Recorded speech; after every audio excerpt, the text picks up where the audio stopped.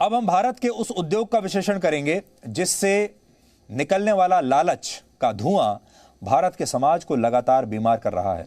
इस उद्योग का नाम है दहेज और भारत के ज्यादातर परिवार दहेज उद्योग से जुड़े हुए हैं। वो दहेज उद्योग में पार्टनर हैं।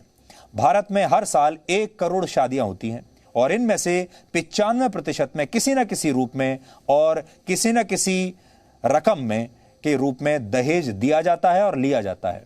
भारत में औसतन एक शादी में दहेज की रकम की शुरुआत 2 से 3 लाख रुपए के बीच होती है।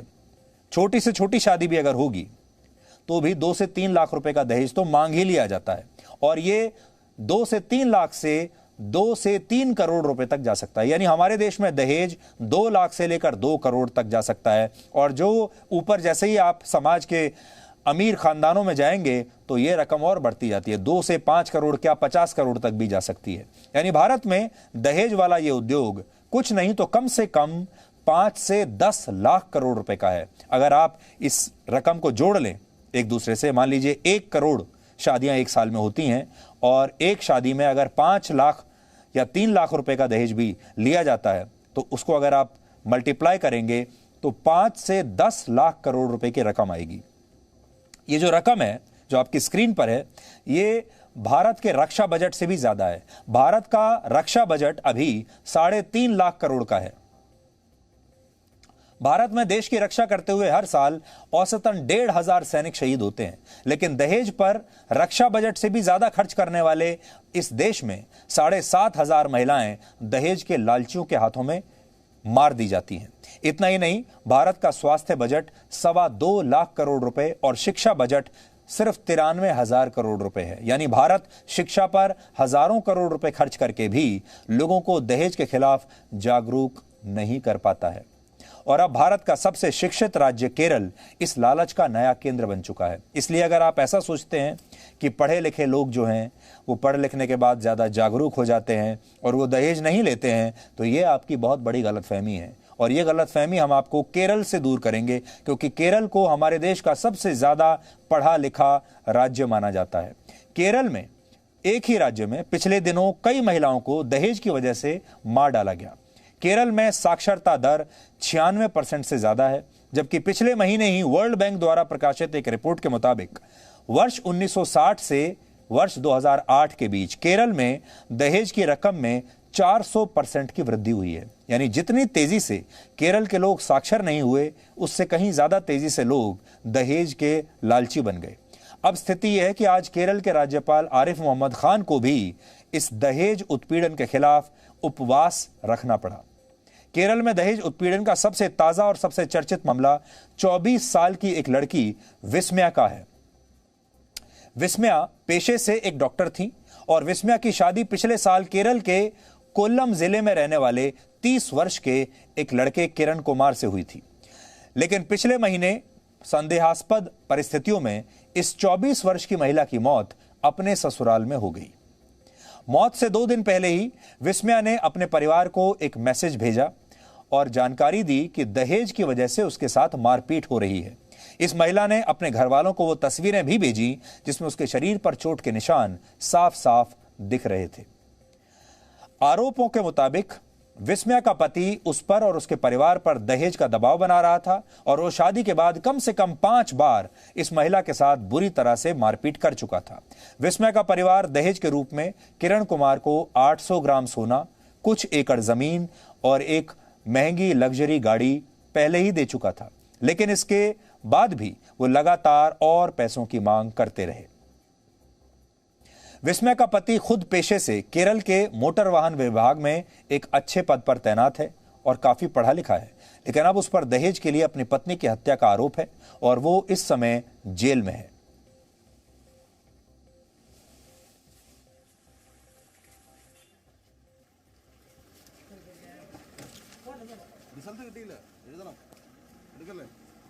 तो इस लड़के की तस्वीरें अगर आप देखेंगे तो सोशल मीडिया पर, और वैसे तो ये लड़का आपको एक हीरो की तरह दिखाई देगा, एक नायक की तरह दिखाई देगा। दूर से देखकर कोई भी लड़की ये सोचेगी कि उसका पति शायद ऐसा ही होना चाहिए, लेकिन जब विस्मया ने इस लड़के से शादी की तब उसे पता चला कि इस लड़के के असली विचार क्या हैं। आप विस्मय की शादी की तस्वीरें देख चुके हैं। ये तस्वीरें देखकर आप समझ सकते हैं कि वो शादी के दौरान कितनी खुश रही होगी। इन तस्वीरों को देखकर नहीं लगता कि इस महिला को इस बात का जरा सा भी अंदाजा तब होगा कि शादी के बाद उसके साथ क्या होने वाला है और उसका जीवन नर्क में बदल जाएगा। केरल में सिर्फ दहेज के लोभियों की संख्या और उनका लालच ही नहीं बढ़ा, बल्कि केरल में दहेज की वजह से होने वाली मौतों की संख्या भी बढ़ी है। ये तो हमने एक केस स्टडी आपको बताया विस्मय के बारे में, लेकिन केरल में ऐसी बहुत सारी विस्मय हैं जिनके साथ यही हुआ। केरल में पिछले 5 वर्षों में 66 महिलाओं की हत्याएं दहेज की वजह से हो चुकी हैं, जबकि इस दौरान दहेज उत्पीड़न के 15,000 से ज्यादा मामले दर्ज हुए हैं। सोचिए, एक ही राज्य में 15,000 मामले 5 साल में। केरल में 1960 के दशक में हर शादी में औसतन 20,000 रुपए दहेज दिया जाता था और 2008 आते आते ये बढ़कर 80,000 रुपए हो गया। और जाहिर है अब 13 साल बाद दहेज की ये औसत रकम कई गुना और भी बढ़ चुकी होगी। विस्मय के परिवार ने दहेज में करीब 40 लाख रुपए का सोना दिया था, लाखों रुपए की जमीन दी थी और 15 लाख रुपए की गाड़ी भी दी थी। पूरे भारत की तरह केरल में भी दूल्हे के प्रोफाइल के हिसाब से उसका रेट तय है। दूल्हा अगर आईएएस अफसर है या बड़ा सरकारी अफसर है तो दहेज की रकम 1 से 2 करोड़ के बीच हो सकती है। दूल्हा अगर दुबई में व्यवसाय करता है, अच्छी नौकरी करता है, तो यह रकम 50 लाख से 1 करोड़ के बीच हो सकती है।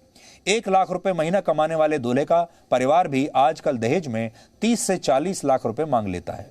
केरल में 55% हिंदू, 26% मुस्लिम और 18% ईसाई रहते हैं, लेकिन वहां इन सभी समुदायों में दहेज की प्रथा बहुत आम है और एक जैसी है। इसलिए इस बात का ध्यान रखिए कि केरल में चाहे आपका रिलीजन यानी आपका धर्म कुछ भी हो, सब लोग शादी में दहेज चाहते हैं और उसका नाम कुछ भी दिया जाए।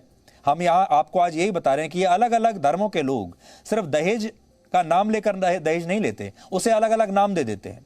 अगर दूल्हा सीरियन ईसाई है तो उसके लिए लड़की के घर वाले 30 लाख रुपए तक का दहेज देते हैं।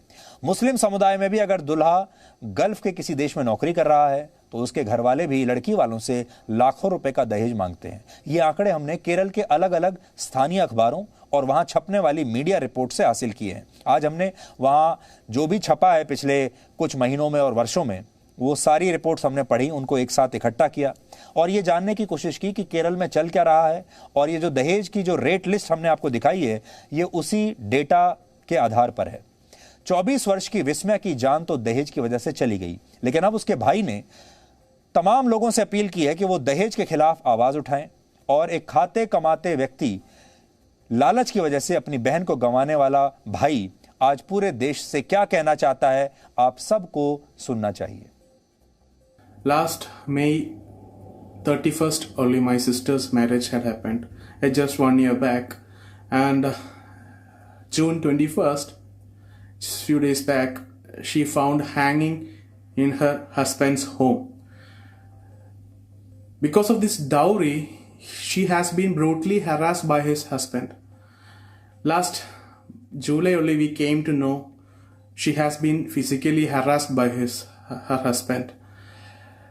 We give around 50 lakhs worth gold, 12 lakhs worth Toyota Yaris car, and 1.25 acres of land as a dowry. We Keralites, we are much educated. Our literacy percent is 95 plus, and still our society, we are facing this issue. Because of that issue only, I lost my sisters. She shared so many pictures. She said how she is brutally harassed. And last 1.5 months, she never said, or she is afraid to say what are the things she faced in his husband's home, and she hide all the things from us. And we still believe she will not commit suicide. And still we have fought for this case, and still we have full trust on the police and the judiciary, like we will be getting the justice. Please, I'm begging to all the community, the system will not be changing. The dowry system will not be changing. But if you're facing any trouble because of this dowry, just open the mouth to your parents. They can help you, which my sister can't. She hide all the things from us. Please, I'm begging to the society, please make this as a campaign.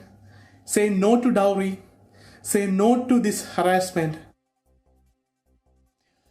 विस्मया के साथ जो कुछ हुआ वो किसी के साथ भी हो सकता है और विस्मया के परिवार से हमने ही संपर्क किया था और विस्मया का जो भाई है जो भी आपके साथ बात कर रहा था, आपको ये संदेश दे रहा था, विस्मया के भाई ने हमें ये कहा कि वो चाहता है कि दहेज के खिलाफ एक कैंपेन चलाया जाए और हम इसमें विस्मया के परिवार की मदद कर रहे हैं और इसमें हम आपका समर्थन चाहते हैं। विस्मया के साथ जो हुआ वो किसी के साथ भी हो सकता है और उसका भाई जो आपने देखा वो किसी भी भाई की बहन के साथ हो सकता है, आपकी बेटी के साथ भी हो सकता है। इसलिए आपको इस कैंपेन में शामिल होना चाहिए और ये सुनिश्चित करना चाहिए कि अब हमारे देश से ये दहेज प्रथा हमेशा के लिए समाप्त हो जाए, वरना इस तरह की दुर्घटनाएं आपको अक्सर देखने को मिलती रहेंगी। इसलिए ये जो भाई है, अभी जो आपने देखा, इस भाई की बातों को ध्यान से देखिए, सुनिए, इसके चेहरे को ध्यान से देखिए और इस दुख को समझने की कोशिश कीजिए। राष्ट्रपिता महात्मा गांधी ने कहा था, जो युवा शादी के लिए दहेज की शर्त रखता है वो न सिर्फ अपनी शिक्षा बल्कि अपने देश को भी ठोकर मारने का काम करता है और यह महिलाओं का सबसे बड़ा अपमान है। लेकिन दुर्भाग्य इस बात का है कि हमने राष्ट्रपिता के बारे में जो कुछ पढ़ा और उनके विचारों को जो पढ़ा वो सिर्फ हमने स्कूलों में पढ़ा, कॉलेजों में पढ़ा और वो इसलिए पढ़ा क्योंकि परीक्षाओं में हमसे ये पूछा जाएगा और इसीलिए पढ़कर हम भूल भी गए। अब केरल के ही कई युवा महिलाओं के इस अपमान के खिलाफ ये युवा महिलाएं खड़ी हो गई हैं।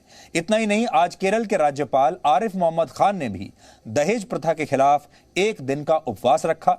आज हमने उनसे भी बात की और इस मामले पर जी न्यूज से खास बातचीत उन्होंने की है और कहा है कि जब तक हर व्यक्ति दहेज के खिलाफ आवाज नहीं उठाएगा तब तक इस प्रथा को जड़ से खत्म नहीं किया जा सकता। हमारा निश्चय होना चाहिए, हमारा ध्येय होना चाहिए कि इस चेतना को हम उस स्तर पे ले जाएं जहां पड़ोसी भी ये सवाल करे और कहे कि अगर डाउरी मांगी जा रही है, अगर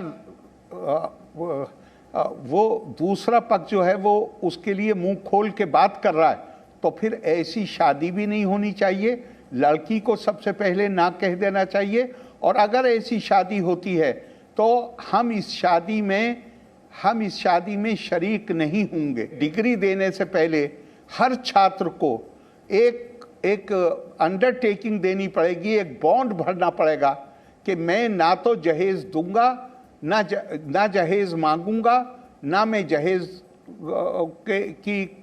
का जो अपराध है इसमें किसी भी प्रकार से शामिल होऊंगा। तो अब ये इससे एक मानस बनेगा। फिर हम अब सारे पब्लिक रिप्रेजेंटेटिव्स को, चाहे वो एमपी हों, एमएलए हों, म्यूनिसिपल कॉरपोरेशन के टाउन एरिया के मेंबर हों, जिन्हें जनता ने चुना है, उनसे हम एक अनुरोध कर रहे हैं कि आपको जहां कहीं शादी के लिए कोई निमंत्रण मिले तो आप अपने सूत्रों से जानकारी करिए कि क्या इसमें जहेज मांगा गया है और उसी के मुताबिक दिया गया है, कुछ सौदेबाजी हुई है।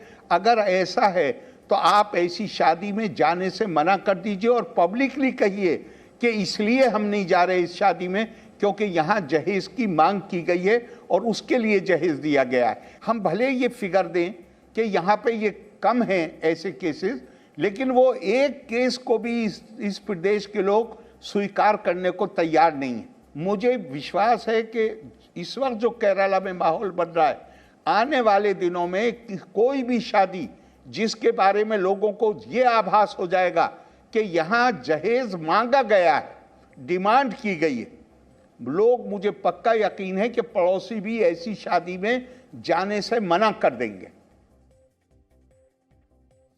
वर्ल्ड बैंक की रिपोर्ट के मुताबिक भारत के केरल, पंजाब, गुजरात और हरियाणा जैसे राज्यों में दहेज की रकम पिछले कुछ वर्षों में तेजी से बढ़ी है, जबकि ओडिशा, पश्चिम बंगाल और बिहार जैसे राज्यों में लोग पहले के मुकाबले अब दहेज कम मांग रहे हैं। ये ग्राफ के जरिए आप इस बात को समझिए और यहां आप ये देख पाएंगे कि धर्म के अनुसार दहेज का ट्रेंड क्या है। हैरानी की बात यह है कि दहेज मांगने के मामले में भारत के किसी भी धर्म के लोग पीछे नहीं हैं। दहेज सबको अच्छा लगता है, चाहे धर्म कोई भी हो। आमतौर पर यह माना जाता है कि सिखों और ईसाइयों में दहेज की प्रथा नहीं होती, लेकिन इन आंकड़ों के मुताबिक पिछले कुछ दशकों में इन्हीं दो समुदायों में दहेज की मांग सबसे ज्यादा तेजी से बढ़ी है। भारत में हर साल 1 करोड़ शादियां होती हैं और इन पर 3,75,000 करोड़ रुपए खर्च होते हैं, लेकिन इतना पैसा खर्च करने के बाद भी भारत में हर दिन 21 महिलाओं को दहेज की वजह से मार दिया जाता है। हर रोज 21 महिलाएं मर जाती हैं, यानी भारत में हर घंटे दहेज हत्या की एक घटना होती है। हर घंटे में एक महिला कहीं ना कहीं मारी जाती है। और यह हाल तब है जब भारत में वर्ष 1961 से ही दहेज मांगना गैर कानूनी है, यह अपराध है। हालांकि 1984 में इस कानून में बदलाव करके दूल्हा और दुल्हन को मिलने वाले तोहफों को इससे बाहर कर दिया गया और आज इन्हीं गिफ्ट्स की आड़ में लाखों रुपए के दहेज का लेन देन किया जाता है। सब कुछ लीगली होता है, कानूनन। यह स्थिति तब है जब आईपीसी की धारा 498A के तहत दहेज लेने वाले अपराधियों को कड़ी सजा देने का प्रावधान है और इसके तहत दोषी को 10 साल तक की सजा हो सकती है। और कई जगह यह भी देखा गया है कि यह जो कानून है इसका दुरुपयोग भी होता है बहुत जगह। दहेज उत्पीड़न के जो मामले कोर्ट पहुंचते हैं उनमें से सिर्फ 15% में ही महिलाओं के पक्ष में फैसला आता है। भारत के एक एनजीओ की रिपोर्ट कहती है कि बेटियों की शादी करने के लिए भारत के 60% परिवार बैंक या दूसरे माध्यमों से कर्जा लेते हैं। फिर भी भारत में हर साल 7,500 महिलाओं को दहेज के लिए उनकी हत्या कर दी जाती है। भारत में एक पिता अपनी बेटी भी गंवा देता है और अपनी जमीन जायदाद भी। फिर भी दहेज के लिए महिलाओं के शोषण में कमी नहीं आती। वो इसलिए है क्योंकि हमारे देश में अब शादी कई जगहों पर एक बिजनेस बन चुकी है। शादी एक व्यापार की तरह होती है, शादी एक कॉन्ट्रैक्ट की तरह होती है। जैसे दो पार्टियां आपस में एक डील करती हैं साइन, उस तरह से होती है और उसमें एक व्यापार की तरह ही लेन देन की बात भी की जाती है। और इसीलिए हमने कहा कि दहेज अब एक उद्योग बन चुका है। हैरानी की बात यह है कि भारत में दहेज प्रथा की शुरुआत कब हुई इसकी ठीक से कोई जानकारी उपलब्ध नहीं है, जबकि दुनिया के दूसरे देशों में इसकी शुरुआत के पुख्ता प्रमाण उपलब्ध हैं। उदाहरण के लिए 3 से 4 हजार पुरानी बेबीलोन सभ्यता में दहेज लिए जाने के सबूत मिलते हैं। इसके अलावा प्राचीन ग्रीस और यूरोप में भी लड़की के परिवार को दहेज देना पड़ता था। प्राचीन रोम में लड़की का परिवार अपना घर गिरवी रखकर दहेज का इंतजाम करता था और जो परिवार बहुत गरीब होते थे उनकी बेटियों को शादी की इजाजत ही नहीं दी जाती थी क्योंकि वो पैसा नहीं दे सकते थे। जबकि भारत के इतिहास का अध्ययन करने वाले मानते हैं कि प्राचीन भारत में दहेज जैसी कोई प्रथा थी ही नहीं। ऐतिहासिक सबूतों के मुताबिक 20वीं सदी की शुरुआत तक भारत में लड़की का परिवार नहीं बल्कि लड़के का परिवार दहेज देता था और इस वजह से वो युवा अविवाहित रह जाते थे जो बहुत गरीब होते थे। यानी जो गरीब परिवारों के लड़के होते थे उनकी शादियां ही नहीं होती थी। भारत के इतिहास पर काम करने वाले एक जर्मन इतिहासकार माइकल वित्ज़ल के मुताबिक वैदिक भारत में दहेज की प्रथा थी ही नहीं। उनका यह भी दावा है कि प्राचीन भारत में महिलाओं को अपने पिता की संपत्ति में पूरा हक मिलता था। ग्रीस के इतिहासकार एरियन ने भारत पर सिकंदर के आक्रमण का इतिहास लिखने के दौरान इस बात का जिक्र किया कि उस जमाने में भारत में किसी भी लड़की का विवाह इस आधार पर नहीं होता था कि उसके पिता के पास देने के लिए कितना पैसा है, कितना दहेज दे सकते हैं। मशहूर लेखिका और न्यूयॉर्क की सिटी यूनिवर्सिटी में इतिहास की प्रोफेसर वीना तलवार ओल्डनबर्ग की एक किताब है जिसका नाम है dowry murder, the imperial origins of a cultural crime. इसमें वो लिखती हैं कि भारत में अंग्रेजों के आने से पहले भी दहेज प्रथा थी, लेकिन तब दहेज इसलिए दिया जाता था ताकि महिलाएं शादी के बाद भी किसी दूसरे पर निर्भर ना रहें। लेकिन जब अंग्रेजों ने जमीन से जुड़े कानूनों में बदलाव किए और इसके तहत सिर्फ पुरुष ही जमीनों के मालिक बन सकते थे, इससे पहले सारी जमीनें राजा के नाम हुआ करती थी। इसके बाद लोगों को जमीन का मालिकाना हक तो मिल गया, लेकिन इन जमीनों पर अंग्रेजों ने कई तरह के टैक्स लगा दिए। इससे लोग कर्ज में डूबने लगे और जो महिलाएं किसी जमाने में पुरुषों की संपत्ति में बराबर की हिस्सेदार हुआ करती थी वो धीरे धीरे पुरुषों पर निर्भर होती चली गईं और पुरुष कर्ज चुकाने के लिए दहेज की मांग करने लगे। यानी जाते जाते अंग्रेज भारत को एक तरह से दहेज के जाल में फंसा गए और अंग्रेजों की दी गई कई दूसरी प्रथाओं की तरह इस प्रथा से भी भारत खुद को अलग नहीं कर पाया। इसलिए अब भारत को दहेज की वैक्सीन के खिलाफ एक बूस्टर डोज की जरूरत है। यानी जाते जाते अंग्रेज भी किसी शादी में जाएं तो पहले ही, यानी आप अगर किसी शादी में जाएं तो आपको क्या करना चाहिए? आज हम आपको ये बताना चाहते हैं। लेकिन उससे पहले आपको ये भी बताते हैं कि हमारे यहाँ संस्कारों में जब लड़की के परिवार के लोग शादी में कुछ देते थे तो उसे स्त्री धन कहा जाता था, और वो स्त्री का अपना धन हुआ करता था, और उसे दहेज का नाम नहीं बल्कि स्त्री धन कहा जाता था। और वो इसीलिए, जैसा हमने आपको बताया, कि वो स्त्री शादी के बाद किसी और पर निर्भर न रहे। और ये कहा जाता था कि जो भी उस स्त्री धन को अपनाएगा या उसे लेगा उसे पाप लगेगा, यानी ये लेना अनैतिक माना जाता था। वो स्त्री धन सिर्फ स्त्री के पास ही रहेगा। लेकिन धीरे धीरे लोगों ने उस स्त्री धन को हड़पना शुरू कर दिया, और वो स्त्री धन कैसे दहेज बन गया किसी को पता ही नहीं चला। ये एक सामाजिक बुराई है और समाज ही इसे ठीक कर सकता है, क्योंकि हमारे देश में कानून तो पहले से ही बहुत हैं। तो अगर कानून बनाने से ही दहेज समाप्त होता तो अब तक हो ही गया होता। इसका मतलब यह है कि कानून से कुछ खास फर्क नहीं पड़ा, समाज को ही अपने आप इस प्रथा को हटाना पड़ेगा। तो आप शुरुआत कैसे कर सकते हैं? एक छोटी शुरुआत ये हो सकती है कि अब आप जब भी आपको किसी शादी में कोई निमंत्रण आए और कोई शादी में आपको इनवाइट करे, तो आपको सबसे पहले ये पूछना चाहिए कि उस शादी में दहेज का लेन देन तो नहीं हो रहा, और अगर हो रहा है तो आपको उस शादी में जाने से बचना चाहिए। अगर समाज ने ये करना शुरू कर दिया तो दहेज धीरे धीरे समाप्त हो जाएगा। और यहाँ पर आपको ये भी देखना होगा कि बहुत सारे परिवार ये कहेंगे कि हम तो दहेज में विश्वास नहीं रखते, ना लेते हैं ना देते हैं, लेकिन गिफ्ट्स लेने में हमें कोई ऐतराज नहीं है। और अगर लड़की के परिवार वाले अपनी लड़की को कुछ देना चाहते हैं तो उसमें हम क्या कर सकते हैं? ऐसे तमाम तर्कों से बचिए और इन पर विश्वास मत कीजिए। Presenting V News app, available on Google Play and App Store. Download it now.